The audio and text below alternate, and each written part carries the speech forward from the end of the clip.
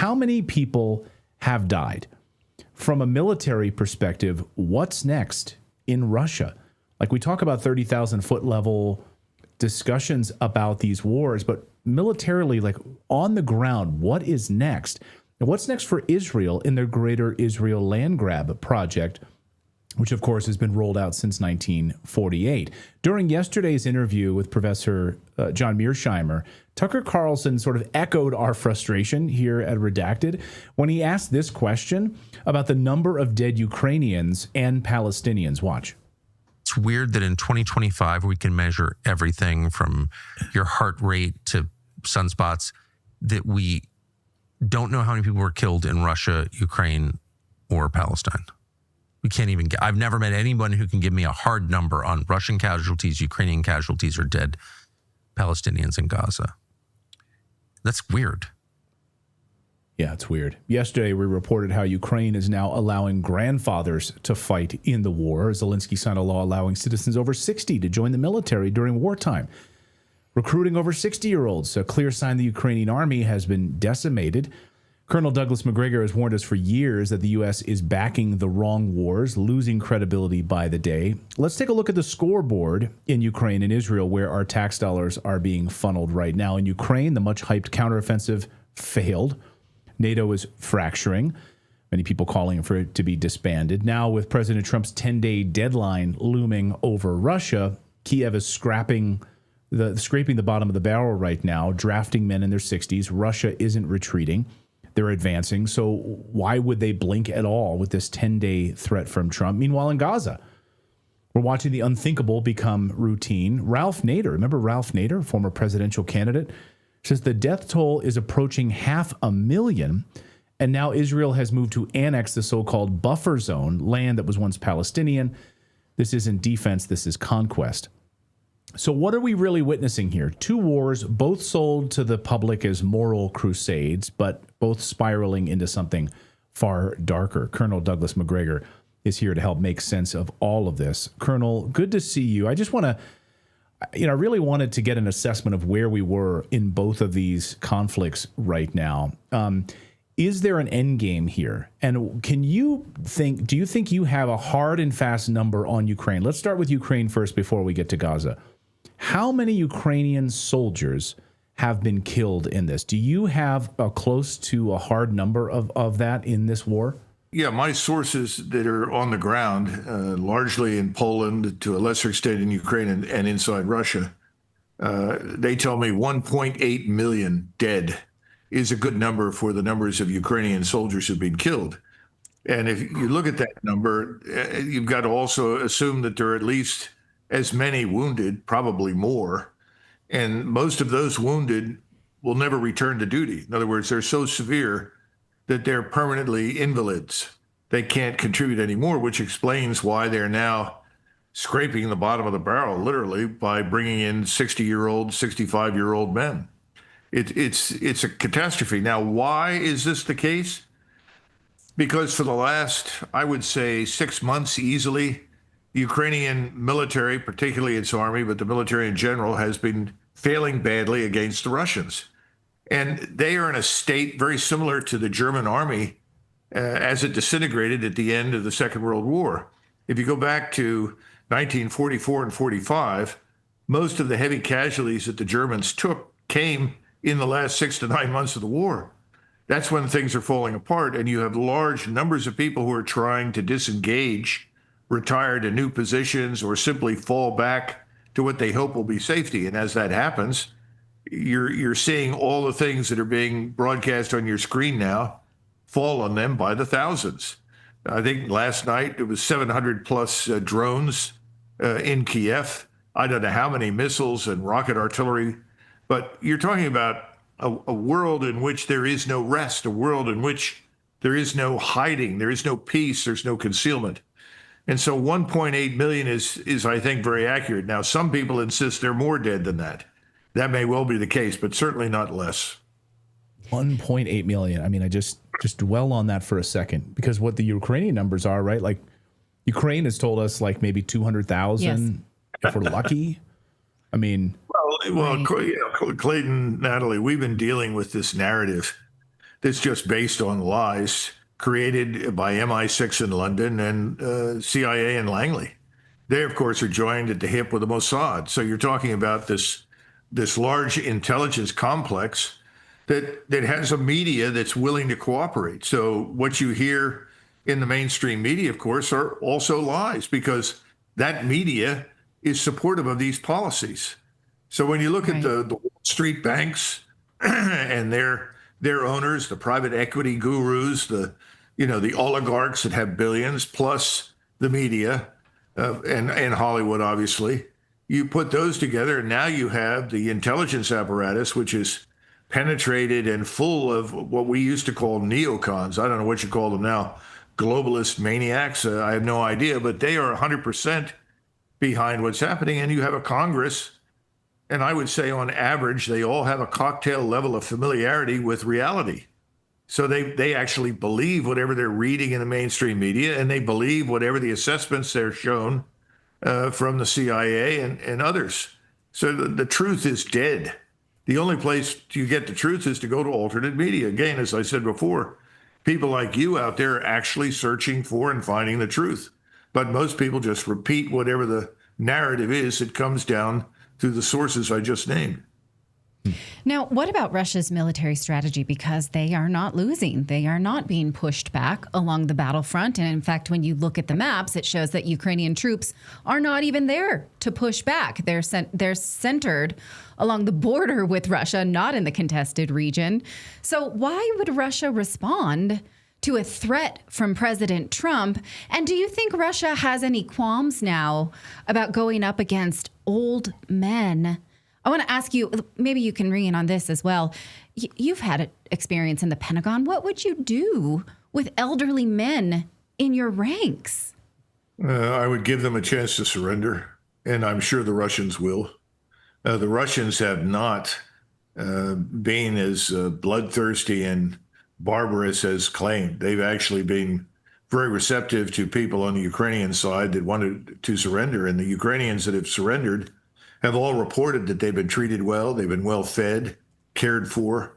In most cases, I was reading a transcript of a radio transmission recently where a Ukrainian officer in command of what was left of his company, which was very small, decided to surrender to the Russians because he said, there's no way the injured men that have survived with me are going to be cared for by the Ukrainians. They have no medical infrastructure. They can't evacuate anybody. So when you go forward to the front, you fight there, and that's where you die. So under those circumstances, what are you going to do? They'll surrender. I'm sure they will, and the Russians will be happy to take it, because the more people that surrender, the fewer people you've got to fight. But I think it's important for us to understand that we have lied so prolifically for so long to the Russians, they don't believe anything we say anymore. And they certainly don't pay any attention to President Trump's threats. President Trump is like the weather. It depends on which way the wind is blowing, is what he's likely to say or not likely to say. And his threats, what are they? That they're going to add sanctions. And in order to add sanctions, you're threatening the rest of the world if it does business with Russia or business with China or somebody else. It's absurd. This is all going nowhere. And unfortunately, most Americans, they just turn on the television. They, oh, well, he's a tough guy. That's right. Let's get those guys. They don't know what they're listening to. And they don't understand it, because right now, I can tell you, the Russians are prepared for World War III. They've said it, as far as they're concerned, it's already begun. We don't understand that a lot of these sanctions that we're talking about are the equivalent of warfare. You know, when you sanction countries, when you steal $300 billion of sovereign national wealth from the Russians on the assumption that you're somehow or another morally superior and can do whatever you want, you're effectively declaring war on the Russian state and its people. And that's where we are. We don't get it. Recently, I was talking to some people inside the Beltway. They said, well, you know, if this doesn't work, we'll have to use tomahawks. What? Tomahawk missiles? What, have you lost your mind? You think the Russians are going to sit there and say, oh, well, look, that's a tomahawk. Gosh, I guess these Americans are really upset. They're going to strike. First of all, they'll shoot them down. They're not supersonic. Well, some of them are, but they're not hypersonic. And they'll shoot them down, and then they'll respond. And if they're shot from Germany or shot from Poland or Lithuania, I would expect Oreshniks to come in and obliterate the point from which they were launched. Is this what we want? Are you one of those people that's still feeling a little off after you took the COVID vaccine? Well, you're not alone, and new research totally backs this up. It's in a groundbreaking new study, The Risk Stratification for Future Cardiac Arrest After the Jab. That's the title of the study, and it's by Dr. Peter McCullough, good friend of the show. He highlights an alarming rise in sudden cardiac events among young and previously healthy individuals. His study found that tiny hidden patches of heart inflammation, often missed by doctors completely, could silently be building up, leading to sudden heart attacks during exercise or even sleep. Terrifying. If you think about it, that's why the wellness company created their 3-in-1 Ultimate Spike Detox, which is crafted with 100% natural ingredients specifically designed to help your body clear out harmful spike proteins, reduce inflammation, and support heart health. Don't wait until the symptoms arise and strike. Experience the only formula approved and used by Dr. Peter McCullough himself, a top freedom-fighting doctor who risked everything. Head over right now to twc.health/redacted and use that code redacted to get a nice discount and free shipping on your most recent order. Again, head on over to twc.health/redacted and use that code redacted. We have a comment here that says, didn't you used to be pro-Trump? We're not here to be pro any one person or administration. We're here to talk about the reality that we live in. So you very much could like President Trump and still not like how this is playing out in the battlefield. So people are confused by this lack of tribalism. Well, Natalie, when I spoke to Trump privately, and this is back in November, and then in April and November of 2020, I was a very different man. This was a man who felt strongly that we should withdraw our forces from Europe.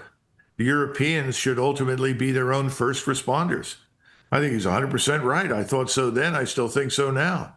He absolutely rejected the notion that Russia or China posed an existential threat to us. When I argued that the real existential threat to the United States emanates from the Caribbean basin and Mexico and the drug cartels as a result of the human trafficking and drug trafficking, he agreed. That's 2020. And if you go back to when he ran for office this time around in 2024, most of what he said tracked with what he's always believed in the past. But he's gotten in there and he's done a 180-degree turn. He is clearly the hostage or captive or prisoner of the big lobbies, whether it's the Israel lobby or the war lobby or the pharmaceuticals or anything else. And I think that's where we are. And so under the circumstances, what am I supposed to do? Continue to say I love Donald Trump? Well, I like him personally, but I think he's leading us down the path to destruction now. Yeah. You could be like these other conservative influencers who just want to do interviews with Trump administration officials so they kiss his ass and or make excuses. Yeah, and you know who they are. You know who I'm talking about. But we're not going to do that on this show, and because we don't have to answer to anybody, and we don't have any big backers financing us that we have to answer to that. So we're going to be critical and praise him when he does something great, and criticize him when he does something like this. So I want to turn, before we get you out of here, Colonel, on to Palestine, on to the genocide in Gaza. Ralph Nader, honestly, I haven't heard Ralph's name come up in a long time, but in an interview, he just posted this about that the death toll is approaching 500,000. Because I'm trying to get real numbers here. Again, in Tucker's discussion with John Mearsheimer, this seems to be the big frustration. And Ralph Nader says 500,000 dead in Gaza. John Mearsheimer yesterday saying it's hard to get an accurate number because so many of them are just buried under rubble from the onslaught from the Israelis. Do you have a number assessment that you know of from your sources? I've seen some assessments that have ranged from 70,000 up to 450,000. And I'm sure that Professor Mearsheimer is right in the sense that there are lots of dead, unfortunately, about which we know nothing. And we can't go in there without teams to verify or conduct investigations. That's not going to happen as long as the Israeli state exists. They're going to cover up or conceal whatever the truth is. They long since abandoned telling the truth about anything. So at this point, and I have a lot of respect, by the way, for Ralph Nader. I think he's a man of real integrity, character, and courage, even if I don't agree with him. Whenever you listen to Ralph Nader, he's telling you the truth that as he knows it, and he's trying to tell it in a way that makes sense. So I'm afraid that Ralph's number of 500,000 is plausible. But my sources, obviously, in Israel have dried up completely, because unless you are 100% with them, you're against them as far as they're concerned.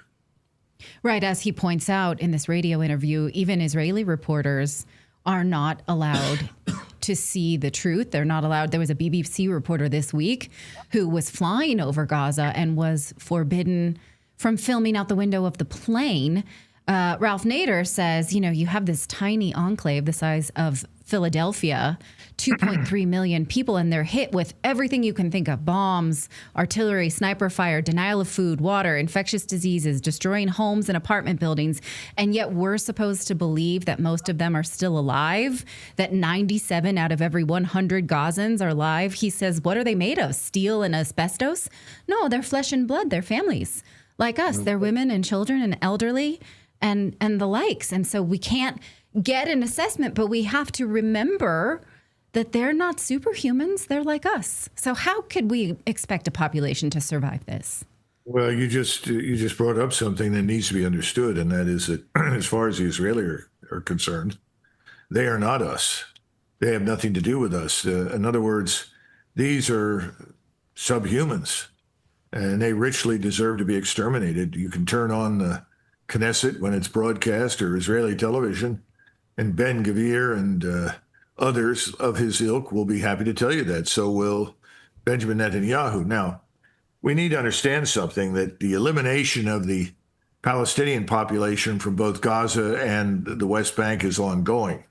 And we are, unfortunately, accomplices in this thing, which is pretty awful. And somebody said, well, we have a lot of people in this country that don't belong here and should be expelled. I said, well, of course. But the people you're talking about rounding up, these illegal aliens, this is not their country. They weren't born here. They have no connection to it. But the people that live in Gaza and the West Bank, well, their ancestors have been there for 2,000 years. They do have a right to live there. It's a vast difference between expelling illegal aliens and trying to expel Palestinians. But this is ongoing. It's not going to stop. And it's part of the larger process. You mentioned the Greater Israel Project. That's pressing ahead in Syria. And in order to secure Israeli control of southern Syria, they plan on annexing the areas that belong to the Druze that run along the border with Iraq and all the way up to Iran. And of course, they also have an area in northern Syria, Rojava, which is considered Kurdistan. And all of this borders Turkey. In the middle of this is this jihadist Sunni Islamist state that's emerged under this man Jelani, that President Trump greeted and warmly embraced as a fine young man, who is, as far as I can tell, just a war criminal and a mass murderer. And he's also trying to kill Alawites, Shiites, Christians, anybody else who is not a Sunni Islamist that bends the knee to him. So we have a catastrophe in Syria, all for the purpose of expanding Israel and encircling Iran. And this particular corridor that runs from Israel and its border all the way up on the far eastern and northern side of Syria reaches to Azerbaijan, which has now become a platform for attack against Iran. It certainly was during the missile strikes. It continues to be that, and it's being used also to split Iran from Russia. So now we're talking about 40, 50,000 Russian troops on the border with Azerbaijan. We seem to think that somehow or another Russia is doing so poorly in Ukraine that it can't cope with Azerbaijan. I think we're about to get an education. That's not true. As you point out, that war is coming to a close. The difference is that in Ukraine, the Russians are moving like a giant vacuum cleaner.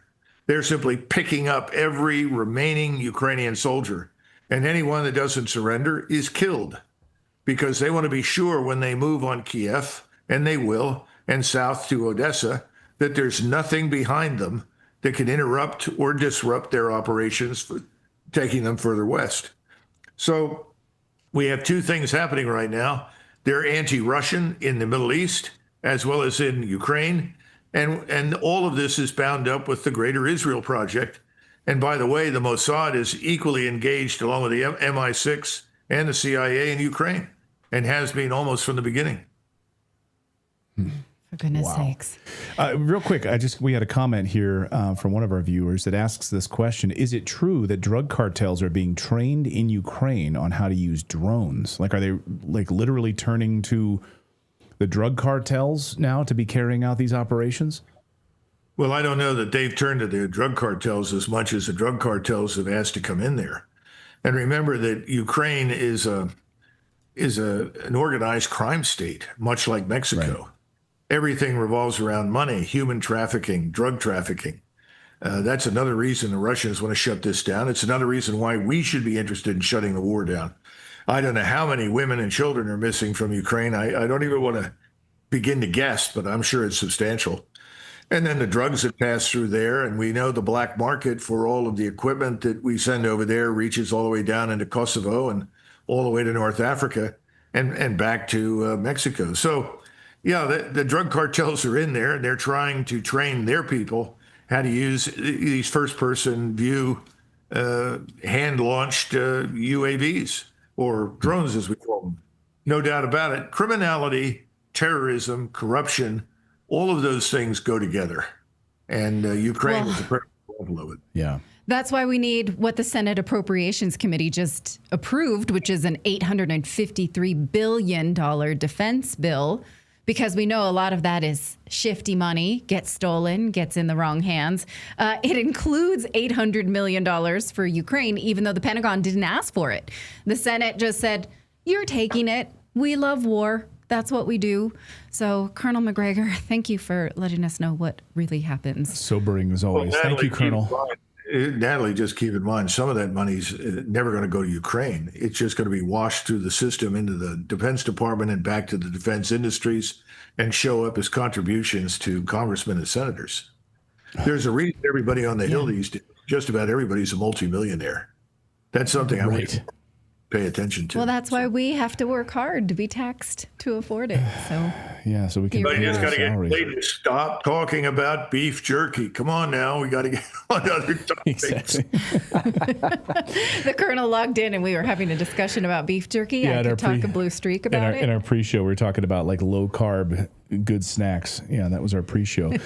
Also, I'm a big fan of pork rinds. Yeah, Colonel, great to see you. Now you're making me hungry. Thanks, Colonel. Bye-bye. All right.